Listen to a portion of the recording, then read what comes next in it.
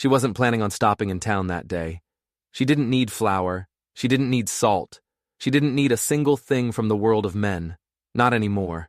The world had taken enough from Martha Langley, and she had no intention of asking it for anything back. But something in the air, a strange stillness that felt like a held breath, made her pull the reins of her old mare and guide the wagon toward the town square. And that's when she saw them. It was a sight that would have frozen the blood in a lesser woman. 3 small figures standing on the auction block usually reserved for livestock. 3 boys. Their hands were bound tight behind their backs. Their heads were covered with coarse burlap sacks, tied at the neck with rough twine, turning them into faceless, terrifying statues of misery. A crudely painted sign was nailed to the post beside them. It read, "Orphans, $3 apiece. Sisters, no names, no ages, just that." Martha Langley stepped down from her wagon. Her worn leather boots hit the packed dirt with a thud that sounded less like a footstep and more like a challenge. For a moment, nobody noticed. The townsfolk were used to the widow Langley. She was a ghost in a black dress who did her shopping twice a month, never spoke more than was necessary, and vanished back to her lonely homestead on the edge of the valley. A woman drowning in a silence so deep, most people had forgotten she even knew how to swim. But today was different. Today, she didn't head for the general store. She walked straight into the heart of the crowd that had gathered around the boys, and as she moved, a hush fell.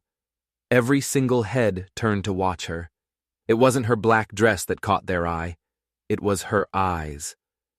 They burned with a cold fire that no one had seen in years. The auctioneer, a fat man with a red face and suspenders straining against his belly, cleared his throat. He looked nervous. "Ma'am, you here for one of them?" Martha didn't answer. She just kept walking closer. One of the boys, the tallest one, swayed on his feet. He looked about 11, maybe 12. His knees buckled, and he almost went down, but he caught himself with a sharp intake of breath you could hear even through the sack. The other 2 didn't move a muscle. They might as well have been made of stone. $3 each, the auctioneer repeated, a little louder this time, like he was trying to convince himself as much as the crowd. "Farmer up north says he might take one. Use him for sheep herding." Martha stopped right in front of the block. She was so close now she could smell the dust and fear coming off the boys. Still, she said nothing. The auctioneer started to sweat.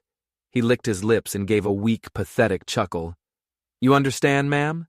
These boys ain't... Well, they ain't house-trained. Don't talk much. Don't cry neither. Haven't eaten since sunrise. Orders from the cellar." He leaned in, his voice dropping to a conspiratorial whisper. "Don't untie the sacks. Could be they're mute. Could be it's something worse. You don't know what you're buying, is all I'm saying." Martha's expression didn't change. She reached inside her long black coat, her movements slow and deliberate. She pulled out a worn leather purse. The crowd watched, silent, waiting. She opened it. Inside were 9 silver dollars and a single folded piece of paper that smelled faintly of lavender and old memories. She counted out the coins. Not 3, not 6, 9. She pressed all 9 silver dollars into the auctioneer's sweaty palm. Her voice, when it finally came, was rough from disuse, but it cut through the air like a razor. "All 3, she said. The auctioneer blinked. His jaw went slack. "Pardon, ma'am." "Untie them," she commanded. Her voice wasn't loud, but it carried an authority that made the big man flinch. He hesitated, looking at the silent crowd, then back at the unmoving woman. He muttered something foul under his breath, then stepped forward, pulling a knife from his belt. One by one he sliced the ropes holding the sacks. The rough fabric fell away from their heads. The first boy, the oldest, had pale blue eyes that were far too wide for his skeletal face. His jaw was clenched so tight the muscles stood out like ropes, but he didn't even blink. The middle boy had a fresh purple bruise blooming under his eye and a split lip crusted with dried blood. His gaze darted everywhere and nowhere, a frightened animal looking for an escape that didn't exist. The smallest, no more than 6 years old, stared straight ahead, straight at Martha. His eyes were dark and serious, too serious for a child. He looked at her not with fear, but with a strange, chilling recognition. And then he whispered a single name. Mrs. Langley. The word was quiet, barely a breath, but in the dead silence of the town square it sounded like a thunderclap. A murmur rippled through the crowd. Someone coughed. A woman near the back muttered, "How in God's name does he know her?" Martha didn't answer them. She didn't even look at them. Her eyes were locked on the small boy. She stepped forward, her hand moving with a tenderness that seemed impossible for a woman made of iron and grief. She placed her hand on the smallest boy's shoulder, then the middle one, then the eldest. "Come with me," she said.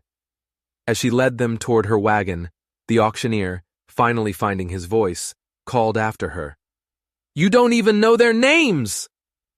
But Martha didn't turn around. She didn't need their names. She just needed them to be alive. The ride back to her homestead was a study in silence. The boys sat huddled in the back of the wagon, clutching their knees, their eyes fixed on the dusty road unspooling behind them. They didn't speak to each other. They didn't look at her. Martha didn't offer them food. She didn't offer them water. Not yet. She knew better. Kindness, offered too quickly to a wounded creature, often feels like another kind of trap. It spooks the ones who have been hurt the worst. Her house was perched on the edge of the valley, where the pines grew tall and defiant against the sky. The fields around it had long gone to seed. The old barn listed to one side like a tired old man. The windows were grimed with months of dust. But it was solid. It was hers. And it was safe. When she stopped the wagon in front of the porch, the boys didn't move. They just stared at the silent house. "Inside," she said, her voice gentle but firm. The oldest, Beck, was the first to jump down. Without a word, he turned and helped the other two. They followed her into the house like a trio of ghosts, their steps silent, their breaths held tight in their chests. Inside, the air was cool, but the big iron stove in the corner still held a faint warmth from the morning fire. Martha set a kettle on to boil. She opened a cupboard, her hands moving with practiced efficiency, and pulled down a jar of dried beans, a sack of flour, and a small tin of precious lard. "Sit," she said, gesturing to the simple wooden table. They sat. 3 ramrod straight backs, 3 pairs of eyes watching her every move. She started mixing batter in a large bowl, one hand stirring, the other resting on the table, still. "What's your name?" she asked, her gaze on the smallest boy. He hesitated, glancing at the others before answering. "Milo," he whispered, the word so soft she barely heard it. She nodded. "And yours?" she asked the middle one. He wouldn't look at her. He stared at a crack in the wooden floor. "Harris." The oldest boy, Beck, held her gaze for a long, challenging moment before he spoke. His voice was low and suspicious. "Beck." She spooned the batter into a hot, greased pan. It sizzled, filling the quiet room with the comforting smell of frying dough. "I'm Martha," she said, not looking up from her work. Then she turned her eyes back to the smallest boy. "You said my name in town, Milo. How did you know it?" He shrugged, a tiny, jerky movement of his thin shoulders. "Just knew." "Did someone tell you about me?" "No, ma'am." "Have we met before?" He shook his head, his dark eyes unwavering. "Then how?" She pressed, her voice soft but insistent. Milo looked at her, and for a second he didn't look like a child. He looked like an old soul who had seen too much to lie, but was too wounded to trust anyone with the truth. "I heard it," he whispered, "when I was sleeping, in the dark place." The batter sizzled. Beck went rigid. Harris's eyes shot from the floor to Milo's face. Martha's hand froze over the stove. "What dark place?" "Before. A lady said it. She said your name." "What lady?" Martha's voice was tight. "She didn't say her name," Milo said, scratching at a scab on his wrist. His voice was almost inaudible now. "But she was kind. She smelled like the flowers you have by the porch. She said, "Martha Langley will come. She'll take you home." The room was so quiet you could hear the dust settling. For a long moment, no one moved. Then, with a sudden, violent motion, Beck pushed his chair back and stood up. His face was a mask of fury and fear. "I don't care how he knew your name," he snarled, his voice trembling. "But if you're going to hurt us, just do it. Do it quick. Don't drag it out." Martha turned from the stove, her brow furrowed. The smell of burning pancakes filled the air, but she didn't seem to notice. "I won't hurt you." "They all say that," Beck shot back, his eyes glinting with a pain that was years older than he was. "Well," Martha said, her voice as steady as a rock as she flipped the blackened cakes onto a plate, "I won't say it again." She fed them. They ate like starving wolves, their movements frantic and desperate. There was no conversation, just the scrape of forks against tin plates and the gulping sound of hungry boys finally being fed. When the last crumb was gone, she brought out 3 thick wool blankets and laid them on the floor near the hearth. "You'll sleep here tonight," she said. "There are clean clothes in that chest by the stairs. If you decide to run, I won't come looking for you. But I'll leave the lantern on the porch burning until morning." She turned and started up the stairs to her own room. At the top, she paused, her hand on the railing. She looked down at the 3 small shapes huddled by the dying fire. "Tomorrow," she said softly, her voice carrying a promise she wasn't even sure she could keep. "Tomorrow, we'll talk about what happens next." But they didn't sleep that night, and neither did she, because Milo's words echoed in her mind over and over again. A lady who smelled of flowers. The flowers by her porch were lavender, the same lavender she used to tuck into her daughter's pillow. Her Sarah. Gone these 10 years. And the words he'd heard were almost identical to a prayer she'd whispered into the cold earth of her husband's grave just a month ago, a desperate plea to a God she thought had long abandoned her. "Let someone need me again," she had prayed. "Let someone say my name."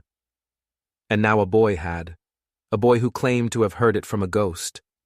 And in the suffocating darkness of that lonely farmhouse, 4 broken lives were hanging by a single terrifying thread.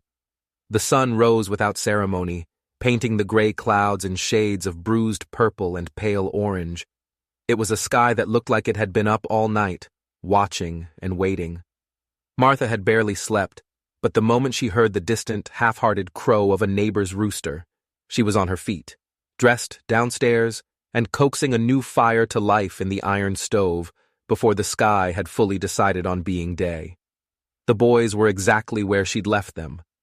Milo was curled into a tight ball, his thumb pressed against his lips, not sucking it, but just holding it there. A small anchor in a silent, scary world.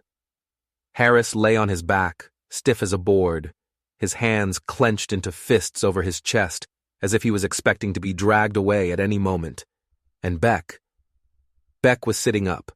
He was in the farthest corner, his back pressed against the wall, his knees drawn up to his chin. He wasn't sleeping. He was watching the door, watching her.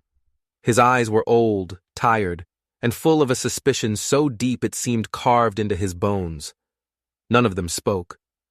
The silence was thick with questions they were too afraid to ask. Martha didn't push. She poured water from the kettle into a large basin, rolled up her sleeves, and started mixing lye soap. She didn't ask if they were hungry. Their hollow eyes were answer enough. She didn't ask if they were dirty. The grime on their skin was a map of their journey. Instead, she set a stack of folded clothes on a bench near the stove, 3 soft flannel shirts and 3 pairs of woolen trousers, patched but clean. Her voice was calm, but it held a note of command that left no room for argument. "You can wash up in the barn. There's privacy. Towels are in the red chest by the door. Beck, you first. Then Harris. Milo, you're last. Don't come back inside until you're clean." For a moment, no one moved. Beck's jaw tightened. "Why are you doing this?" he asked, his voice a low growl. "Because you need it." "People don't just do things to be kind," he shot back. Martha stopped what she was doing and met his gaze. Her eyes were clear and steady. That's because most people have forgotten how much unkindness costs. Beck didn't have an answer for that. A minute later, he stood up, grabbed a set of clothes, and stalked out the back door without another word. Harris followed a few minutes later, his movements quick and silent, like a shadow trying to escape the light. Milo lingered. He stood in the doorway, his small shoulders hunched, looking lost. "Can I keep my name?" he asked, his voice barely a whisper. Martha turned from the pot of oats she was stirring. "Why wouldn't you?" He looked down at his bare feet. "The other places? They changed them. Said our names were bad luck." A muscle tightened in Martha's jaw. "I won't be changing your name, Milo." "Good," he whispered, a hint of a smile touching his lips for the first time. "'Cause I think the lady who told me about you gave it to me." Something in Martha's chest, something she thought had died long ago, wavered. "Are you warm enough out there?" she asked, her voice softer now. He nodded. "Go on, then." He turned and trotted toward the barn, his small form swallowed by the gray morning. By the time they all returned, the sun had broken through the clouds. Their hair was damp and combed, their faces scrubbed clean, their oversized clothes hanging loosely on their thin frames. They looked less like ghosts and more like boys. Beck didn't sit down. He stood by the table, stiff and awkward, waiting for the next order. "I'll do chores," he announced. It wasn't a question. "You don't have to," Martha said. "I want to," he insisted. That changed things. After they'd eaten their fill of hot oatmeal with sliced apples and cinnamon, she led him outside. She showed him the dilapidated tool shed, the empty chicken coop with its broken latch, the vegetable patch choked with weeds. Beck didn't ask questions. He just listened, his eyes taking in every detail, nodding once before picking up a rusty spade and getting to work. It was as if he believed that hard labor was the only thing that could keep him safe. She sent Harris to stack firewood. He was methodical and precise, each log placed just so, as if building a fortress against the world. Milo, however, followed Martha around like a small shadow, his hands eager to help with any task, from folding linens to sweeping the floor. It was not a peaceful day. The silence was still punctuated by sudden flinches whenever Martha moved too quickly. Milo dropped a plate and shattered it when she spoke sharply about the mud on his boots, his face crumpling in terror before she could assure him it was all right. Harris still wouldn't meet her eyes for more than a second. And Beck refused to come inside for lunch, choosing to eat a cold piece of bread by the woodpile. But as the sun began to dip below the ridge, casting long shadows across the valley, a different kind of warmth filled the old house. It was a warmth that had nothing to do with the fire in the stove. And then came a knock at the door. 3 sharp, authoritative raps. Martha froze. The boys went instantly still. All the tentative peace of the day evaporated in a heartbeat. She wiped her hands on her apron, took a deep breath, and opened the door. Reverend Jacob Stokes stood on her porch. He was a tall, lean man in a severe black coat, his hands clasped in front of him, as if he were in constant prayer. His eyes, however, were sharp and missed nothing.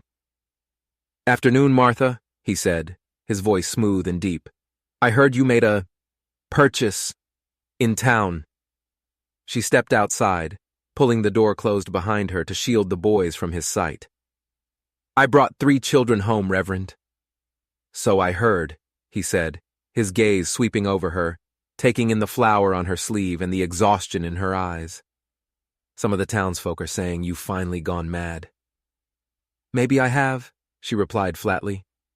"They're not livestock, Jacob." "I know that," he sighed, his expression softening slightly. "But I also know their history. Those boys have been passed between more homes than a stray dog, Martha. People take them in, and a month later they're brought back, more broken than before. That oldest one, Beck, they say he broke a man's nose with a horseshoe last spring." "He won't be breaking mine," Martha said, her voice leaving no room for doubt. Reverend Stokes studied her for a long moment. "Do you want me to help get their names registered with the county clerk?" Make it official? Not yet, she said. I need to know they'll stay first. I wouldn't count on it, he warned. Not with a history like that. She looked past him, toward the silent, watching hills. Then I'll help them make a new history. A faint smile touched the Reverend's lips. You always were a stubborn woman, Martha Langley. He tipped his hat and turned to leave, but paused at the edge of the porch. Martha? She looked at him. I hope you know what you're doing, he said, his voice grave. Taking in one lost soul is a challenge. Taking in 3, that's not charity. That's a resurrection. She didn't reply. As she watched him walk away, she saw Milo peeking at her from behind the curtain. When she stepped back inside, he rushed to her side. Who was that man? He asked, his small voice trembling. Just someone who worries too much. Milo looked up at her, his eyes wide and serious. He's not worried, he said. He's scared. Scared of what might happen to us. He paused, then added in a whisper, So am I. That night, for the first time in years, Martha pulled the old, heavy Bible from her husband's trunk and set it on the table.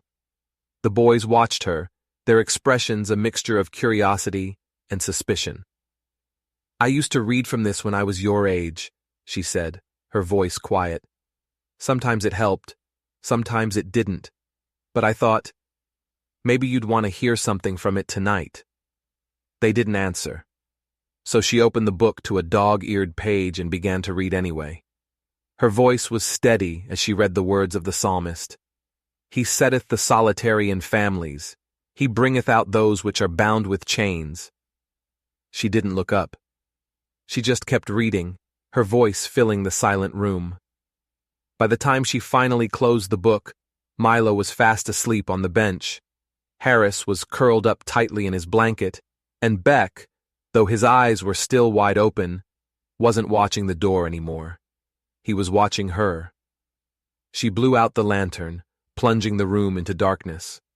And for the first time since she had buried her husband, the silence of the house didn't feel empty. It felt full. But peace in that house was a fragile thing. The next morning she found blood in the snow. It wasn't a lot, just a thin, broken trail of bright crimson drops leading from the back of the barn toward the dark line of trees at the edge of the property. Her heart hammered against her ribs. The boys were still inside, asleep. At least, she hoped they were. She hadn't woken them, not yet. Not until she knew what she was dealing with. She followed the trail, her boots crunching in the fresh powder. The tracks were small, boot prints too small for a man, but the stride was too long for a child. It was a trail of someone running, panicked. The blood led her past the leaning fence line, down into a shallow ravine, and into a dense copse of pines where the shadows clung to the ground. And there she found him. Beck. He was kneeling beside a crude wire snare trap. A rabbit was caught in the loop, its leg twisted at an unnatural angle. But the blood wasn't from the rabbit. It was from Beck. His hand was wrapped in a piece of torn cloth, already soaked through with red. His face was pale and blank, his eyes wide with a mixture of pain and defiance. I didn't mean to, he said, his voice rough. He didn't look at her. He stared at the struggling rabbit. I just wanted to help. I thought I could get us breakfast, but it fought me. He still didn't cry. He didn't even wince. He just stared at the animal, then finally, his eyes flickered up to hers. Will it die? Yes, she said softly. I'm sorry. She knelt beside him, her movements slow and calm. She gently took the small, trembling animal, and with a swift, merciful blow from a heavy rock, ended its suffering. She wrapped it in a cloth, and then turned her attention to his hand. Let me see.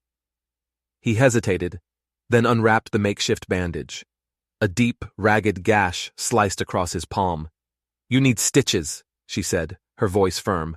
I've had worse. I'm sure you have, she replied, her eyes meeting his. But you won't again, not here.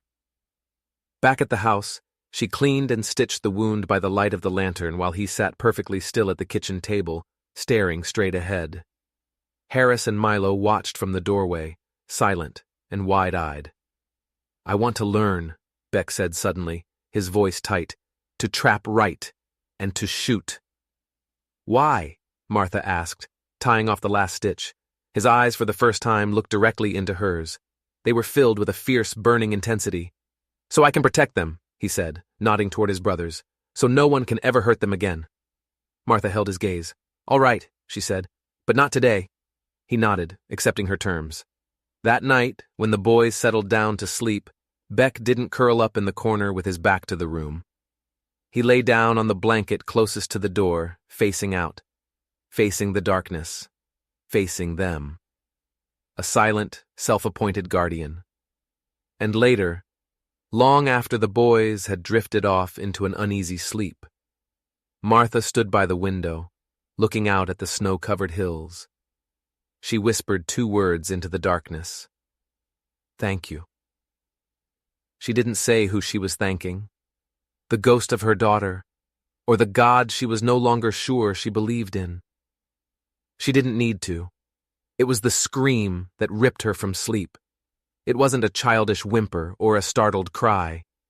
It was a raw, guttural sound of pure terror, a sound that seemed to tear itself from the very soul and claw its way through the walls of the old house. Martha was out of bed in an instant, her heart slamming against her ribs. It was still dark, the hour before dawn when the night is at its deepest. She didn't stop for slippers or a robe. She ran, her nightgown tangling around her ankles, and burst through the door to the boys' room. Beck was thrashing in his cot. His body was drenched in sweat. The thin sheets twisted around his legs like snakes. One hand was clawing at the empty air, as if trying to push something away. His eyes were clamped shut, but his mouth was open wide, the scream still echoing from his throat, hoarse and broken now. "Stop!" he choked out, the words tangled in sobs. "Please stop, not again. No more, please." Milo was sitting bolt upright in his own cot, his hands pressed hard over his ears, his small body trembling. Harris stood frozen by the window, a pale silhouette against the faint moonlight, too terrified to move. "Beck!" Martha said sharply, her voice cutting through the horror. "Beck, wake up!" He didn't hear her. His body jerked violently. Martha didn't hesitate. She crossed the room in 2 strides and knelt beside his bed, her hands gripping his shoulders firmly. "Beck, it's not real! You're safe! You're here with me! You're home!" His eyes flew open. They were wild, unfocused, blind with a terror that wasn't in the room. His whole body went rigid, as if doused in ice water. He gasped, a huge, rattling breath, and then recoiled from her touch so violently he almost fell off the bed. "Don't touch me!" he screamed, his voice raw. "It's Martha," she said calmly, keeping her hands visible and still. "You were dreaming." He blinked, his gaze slowly coming into focus. He looked around the small, simple room as if he'd never seen it before.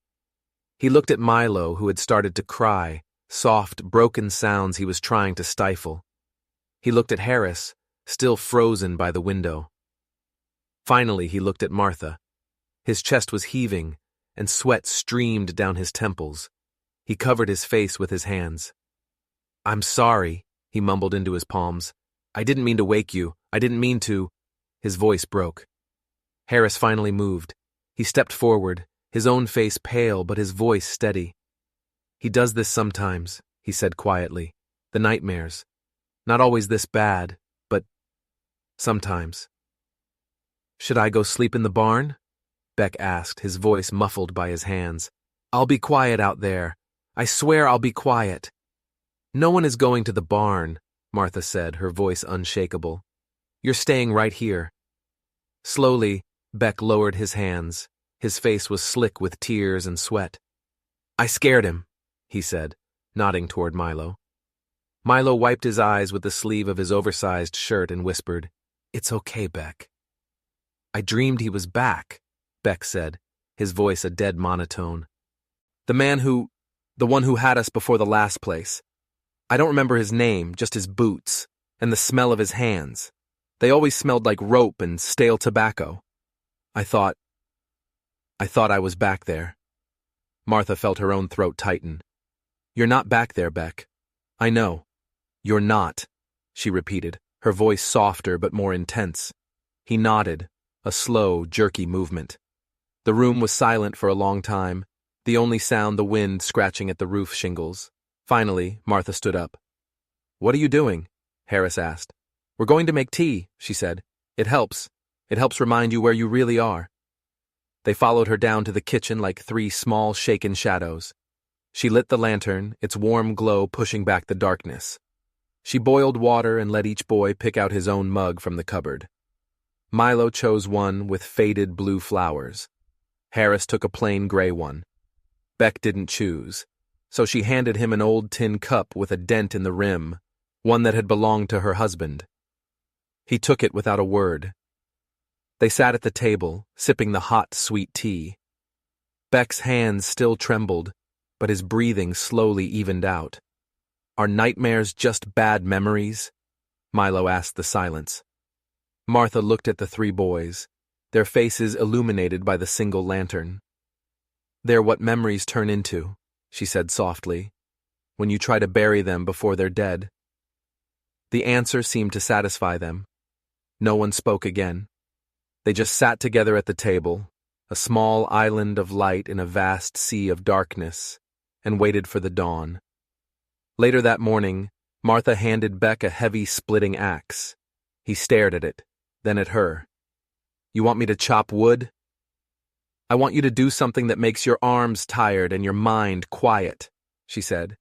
But you're not touching that wood pile until I show you how to swing this thing proper. You nick this blade, and you'll be sharpening it until Easter.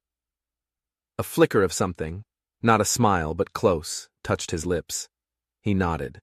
She spent the next hour teaching him, correcting his stance, showing him how to use the weight of the axe instead of fighting it. He was a fast learner. By noon he was sweating, his face was set in concentration, and a neat pile of kindling was growing by his feet. The ghosts of the night were, for the moment, gone. Harris helped her in the garden. He didn't talk much, but she noticed the way he handled things. He treated the tiny seeds and delicate roots with a gentleness that was at odds with the hardness in his eyes. He was a boy trying to learn how to nurture things without crushing them. Did you ever have a family before? He asked suddenly, not looking up from the soil. I did, she said. Where are they now? Gone. He didn't ask any more questions. He just nodded and kept digging. A week later, Harris came home from a walk to the creek with a fresh black eye. What happened? Martha demanded the moment he stepped inside. Nothing. Don't you lie to me, Harris. He looked down at his feet. Some boys from town, he mumbled. They saw us, called us trash, said Beck was crazy. I told them to stop. And they didn't. He shook his head. Did Beck fight back? No, he just stood there. He told me to walk away. Why didn't you? Harris finally looked at her, and his good eye was blazing. Because we don't run anymore. That night, a letter arrived. It was slipped under the door, postmarked from the county seat. The handwriting was tight and official. It was a summons. I've been asked to bring you all into town, she told them after breakfast, her voice carefully neutral. The room went still. Why? Beck asked, his hand instinctively balling into a fist. They want to ask you questions, a formal hearing, to make sure you're being cared for properly, to decide if I'm a fit guardian. We don't want to go, Milo whispered, his lip trembling. You don't have to want to, she said gently. But we have to go.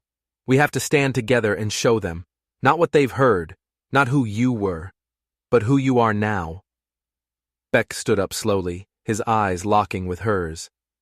If they try to take us from you, they won't, she said, with a certainty she didn't feel. The courthouse was an imposing brick building that smelled of old paper and fear. The clerk, a man with a sour face and suspicious eyes, looked down his nose at them. but the boys stood tall.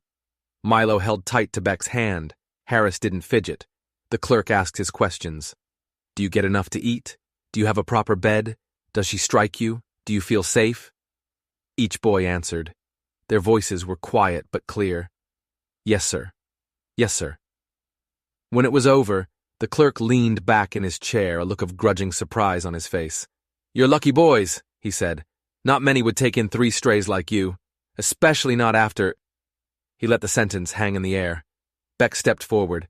She didn't take in strays, he said, his voice ringing with a newfound strength. We chose her. That night, when they returned home, Martha found a new drawing tucked under her pillow. It was a crayon drawing of 4 stick figures holding hands in front of a crooked little house. Smoke curled from the chimney, and a handful of lopsided stars dotted the sky. And on the roof of the house, in big, wobbly letters, someone had written a single word. Found. And for the first time since she had buried her daughter, Martha Langley sat down at her kitchen table and cried. Not silent. Hidden tears. She wept openly, her shoulders shaking with years of pent-up grief and a new, fragile, terrifying hope. The boys didn't ask why. They didn't run. They just gathered around her, their small hands resting on her back, and waited for the storm to pass. The peace lasted almost a month. It was a fragile peace, built on routine and shared silence, but it was real. Then the man came. He rode up to the house at dusk on a dark horse with heavy saddlebags. Martha saw him from the kitchen window and her blood ran cold. She sent the boys to the loft and took the rifle down from the mantel before she opened the door. He was tall and thin, with a cruel twist to his lips and eyes as cold as a winter river. He held a sheaf of papers in one hand. You must be the widow Langley, he said, his voice slick as oil. You're on my property, she answered, the rifle held loosely at her side, but ready. I've come for what's mine, he said, holding up the papers. Ward transfer documents, signed and sealed by Judge Hammond himself. I paid good money for those boys. It was him, the man from Beck's nightmares. The smell of rope and stale tobacco clung to him like a shroud. You paid for property, Martha said, her voice shaking with a rage she hadn't felt in a decade. You didn't pay for my sons. He laughed, a short, ugly sound. You think you can stop me with that old squirrel gun? From the shadows of the porch, a voice cut through the air. She won't have to. Beck stepped out of the darkness. He held the splitting axe in his hands, his knuckles white. Harris was right behind him, holding a heavy iron skillet like a weapon. The man's eyes widened. He took a step back, his hand inching toward the pistol at his belt. I think you should leave, Martha said, raising the rifle so it was pointed squarely at his chest. He stared at the woman, at the 2 boys flanking her like wolves, and at the third small face peering down from the hayloft window. He saw something in their eyes that scared him more than any gun. He saw a family. He cursed, spat on the ground, and climbed back on his horse. This isn't over, he snarled. The judge will hear about this. He rode off into the darkness, leaving a threat hanging in the air, a threat that promised that their war had only just begun. It was a war they intended to win. The man's name was Silas, and his threat wasn't an empty one. For the next few weeks, a shadow hung over the Langley homestead. Every snapping twig in the woods, every hoot of a distant owl, sent a fresh wave of anxiety through the house. Beck took to sleeping on the porch with the axe by his side. Harris learned the paths around the property so well he could navigate them blindfolded. Milo, in his own way, became a sentinel, his quiet games always played by the window, his dark eyes scanning the tree line. Martha knew they couldn't live like this. Fear was a poison, and it was seeping into the fragile peace they had built. She rode into town, the rifle resting across her lap, and went straight to the courthouse. She didn't bother with the sour-faced clerk. She walked into Judge Tomlin's chambers and slapped the forged papers Silas had left behind onto his desk. The judge, a man whose kindness seemed as genuine as his spectacles were thick, looked at the papers, and his face grew grim. "This isn't my signature," he said, tracing the forged name of Judge Hammond. Hammond retired 2 years ago. He's living with his sister 3 counties over, sick with consumption. He hasn't signed anything in years. "Then someone is using a sick man's name to steal children," Martha said, her voice low and dangerous. Judge Tomlin paled. I will look into this, Martha. You have my word. We will find this man, Silas." "I don't want promises, Judge," she said, leaning across his desk. "I want it to stop." She left the courthouse feeling a sliver of hope, but it was quickly extinguished. A week later, one of their chickens was found dead, its neck snapped, the body left untouched.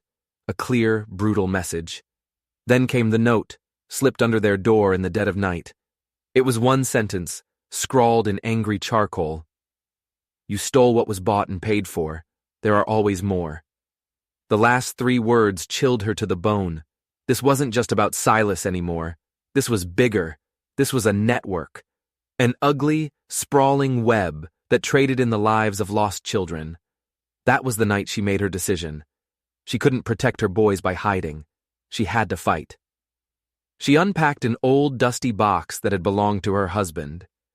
Inside was a heavy Colt revolver, a box of ammunition, and a folded, yellowed map of the surrounding territories. "There's a mission," she told the boys, spreading the map on the table. 3 valleys to the east. They help families in trouble. I need to ride there, to warn them, to ask for help." "You're going alone?" Beck demanded, his face a mask of alarm. "I have to be fast, and I need you here to keep everyone safe." Her eyes met his. "I'm counting on you, Beck." She left at dusk, the revolver strapped to her side, a satchel with bread and jerky on her saddle, and a heart full of dread. She promised to be back in 2 days. She never made it to the mission. They ambushed her in a narrow creek bed less than 10 miles from home. It wasn't just Silas. There were 4 of them, their faces masked by dirty bandanas. They surrounded her, their guns drawn. "Well, well," Silas sneered, pulling down his bandana. "Look what we have here. The brave little widow, all alone." "Let me pass, Silas," she said, her hand resting on the butt of her revolver. "I don't think so," he chuckled. "See, we've been hearing rumors about a ledger, a little book with names, dates, prices. They say a man named C keeps it, and we're thinking maybe C ain't a man at all. Maybe it's a stubborn widow who asks too many questions." Martha's face remained a blank mask, but her mind was racing. A ledger. C. She had no idea what he was talking about. "You've got the wrong person," she said. "We'll be the judge of that," Silas said, and then he spurred his horse forward. Back at the cabin, the boys waited. The first day passed in a haze of anxious chores. The second day, the silence in the house grew heavy, suffocating. By the morning of the 3rd day, Beck couldn't stand it anymore. "She wouldn't just leave us," he said, pacing the length of the kitchen. "Maybe she got hurt," Harris offered, his voice thin. "A fall, a storm." Beck shook his head, his eyes burning with a terrible certainty. "No, they found her." He strode to the old chest and threw it open, pulling out the 2nd revolver Martha had left behind. "We're going after her." "We can't," Harris cried. "She told us to stay." Milo, who had been silent for 2 days, stepped forward. He looked from Beck to Harris, his small face resolute. "She's our mom," he said, the word hanging in the air, a truth so powerful it silenced all argument. "We have to go." They left at dawn, 3 boys against a world that had shown them no mercy. They followed the trail Martha had taken, and what they found at the creek bed made Beck's blood run cold. Her horse lay dead, a bullet hole in its chest. And leading away from the grisly scene was a single set of tracks, a woman's boots, a scuffed drag mark behind each step, surrounded by the hoofprints of 4 horses. The tracks led east, not toward the mission, but deep into the lawless wooded hills, into territory where people were taken when their captors didn't want them to be found. Beck rose from his knees, his face pale, his eyes filled with a cold, hard fire that mirrored Martha's. He turned to his brothers. "We're bringing her home." They moved like ghosts through the unforgiving hills. Beck led the way, the map clutched in one hand, the heavy revolver in the other. He was no longer a boy playing at being a man. He was a warrior on a desperate mission. Harris followed, his senses on high alert, while Milo, his small slingshot clutched tight, walked between them, his eyes scanning the ground. It was Milo who found it, a single, torn scrap of black fabric caught on a thorn bush. Martha's dress. They were on the right path. The trail led them to a dilapidated shack, huddled in a dark, overgrown hollow. It looked abandoned, but a thin wisp of smoke curled from its stone chimney. "She's in there," Milo whispered, his voice trembling but certain. They crept forward, their hearts pounding. The front door was slightly ajar. Beck peered through the crack. He saw her. She was tied to a chair, her face bruised, her dress torn. Silas stood over her, his back to the door. "Last chance, old woman," Silas was saying. "Where is the ledger?" "I told you." Martha's voice was weak, but defiant. "I don't know what you're talking about." Silas raised his hand to strike her again, and that's when Beck kicked the door in. The chaos was instant and brutal. Beck launched himself at Silas, tackling him to the ground.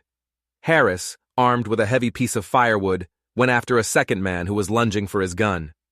Milo, with a surprising shout of fury, fired a rock from his slingshot that struck a third man square in the forehead, stunning him for a crucial second. The fight was short and savage. When it was over, 2 men lay unconscious on the floor. Silas, bleeding from a cut on his head, scrambled out the back door and disappeared into the woods. Beck rushed to Martha, cutting her free with his knife. "Are you all right?" he asked, his voice shaking. She gripped his arm, her eyes wild with urgency. "Listen to me," she gasped. "It's not just them. There's a buyer, a big one. They're gathering children for a private auction. At Porter's Mill. It's happening in 2 days. They think I'm C. They think I have the proof to expose them." Before anyone could react, a new voice came from the doorway. A boy, not much older than Beck, stood there, gaunt and ragged, holding a rifle. "They were wrong," he said. "She isn't C." He looked at Martha, then at the boys. "I am." He was the real C, a boy named Caleb, one of the first to escape the network years ago, who had dedicated his life to dismantling it from the inside. He had been tracking Silas's crew for weeks. "The auction at Porter's Mill is a trap," Caleb explained, his voice low and urgent. "They leaked the location, hoping I'd show up to stop it so they could catch me. And the man behind it all, the man who runs everything, is Judge Hammond." The name hit them like a physical blow. The retired, sickly judge, the man whose name was a symbol of justice in the county, was the kingpin of a child trafficking ring. The system wasn't just broken, it was rotten to the core. "They have a dozen boys penned up there like cattle," Caleb said, his eyes dark with pain. "We have to get them out." "Then we're going to Porter's Mill," Martha said, her voice regaining its iron strength. "It's a fortress," Caleb warned. "Dozens of armed guards." Harris stepped forward. He reached into his satchel and pulled out something wrapped in oilcloth. He unwrapped it to reveal 2 sticks of dynamite, complete with fuses. Beck and Martha stared at him in shock. "Where did you get that?" Beck demanded. Harris shrugged, a grim smile on his face. "Found it in an old mine shaft. I thought it might come in handy for a special occasion." He looked at Caleb, then at Martha. "I think this qualifies." Porter's Mill was worse than they had imagined. It was a makeshift town of tents and rough wooden structures, teeming with the kind of hard-faced men who prey on the weak. In the center of it all was a large pen, a cage made of shipping crates and barbed wire. Inside, huddled together for warmth, were at least 10 small boys. And standing on a platform overlooking the pen, talking with a group of wealthy-looking buyers, was the frail, silver-haired figure of Judge Hammond. Their plan was desperate, bordering on suicidal. Caleb would create a diversion on the east side of the camp. Harris would use the dynamite to breach the pen on the west. Beck and Martha would go in during the confusion and get the boys out. Under the cover of a moonless night, They moved into position. Caleb started a fire in the supply tent, sending flames and thick black smoke billowing into the sky. As guards rushed to fight the blaze, a deafening explosion ripped through the other side of the camp. Harris had timed it perfectly. The blast tore a massive hole in the side of the pen. Chaos erupted. Men were shouting, horses were screaming. In the midst of it all, Martha and Beck sprinted toward the broken pen. "Come on!" Martha yelled to the terrified boys inside. "Run!" They scrambled out, a flood of small, ragged figures, and followed her into the darkness. But as they reached the edge of the camp, they were cut off. Judge Hammond and 2 of his guards stood before them, their guns drawn. "Going somewhere, Martha?" the judge asked, his voice calm and cold. "It's over, Hammond," she spat. "My dear woman," he said with a condescending smile, "it's never over. There will always be unwanted children. Always be men willing to pay for them. I simply organized the marketplace. I brought order to the chaos. You should be thanking me." From the shadows, Beck raised his revolver. "You're not a judge," he said, his voice trembling with rage. "You're a monster." Hammond just laughed. "And what are you going to do, boy? Shoot me? Then what? The system remains. The buyers are still out there." "Maybe," came a voice from behind the judge, "but they won't have you to sell to them anymore." Sheriff Tomlin and a dozen deputized townsmen stepped out of the darkness, their rifles leveled. Caleb stood beside them, holding the real ledger. A thick, leather-bound book filled with names, dates, and transactions that would bring the entire network crashing down. He had ridden like the wind to town and shown the proof to the one man he knew he could trust. Hammond's face turned ashen. His reign was over. The sun was rising as they rode back to the homestead, their ranks now swollen by 10 more boys. They were tired, bruised, and emotionally shattered, but they were together. They were free. When they reached the top of the ridge and saw the small cabin nestled in the valley, a new boy, a tiny red-haired child named Jonas, turned to Martha. Is that home?" he asked, his voice barely a whisper. Martha looked at the tired, hopeful faces around her. She looked at Beck, Harris, and Milo, who were no longer just boys she had rescued, but her sons. She looked at her small house, which was about to become much, much more than just a home. "Yes," she said, a smile finally reaching her eyes. "This is where we begin." The house grew. They added a new wing, then another. The barn was repaired and filled with cots. The garden expanded until it covered half an acre. The trickle of lost boys became a steady stream. They came from all over, sent by Caleb, by Sheriff Tomlin, by whispers on the wind. They came with bruises on their bodies and scars on their souls, and Martha took every single one of them in. They stopped calling it the Langley place. The boys started calling it something else. The Boone Light. A light in the darkness for the forgotten. A sanctuary. Years later, an old woman with hands gnarled from gardening and eyes full of a fierce, gentle love stood on her porch, watching a new generation of boys playing in the yard. Beck, a man now, stood beside her, his own son on his shoulders. Harris was nearby, teaching a young boy how to carve a bird from a block of wood. Milo, home from his studies to become a doctor, was reading a story to a circle of small, captivated children under the shade of a large, blossoming tree. The fight was never truly over. There was always darkness in the world. But here, in this small pocket of the valley, a stubborn, unyielding light burned bright. A light that had been sparked by one woman's refusal to look away. A family forged not by blood but by courage, by choice, and by a love so powerful it had resurrected them all. If you enjoyed this story, and you believe that one person can be a light in the darkness, don't forget to like this video and subscribe.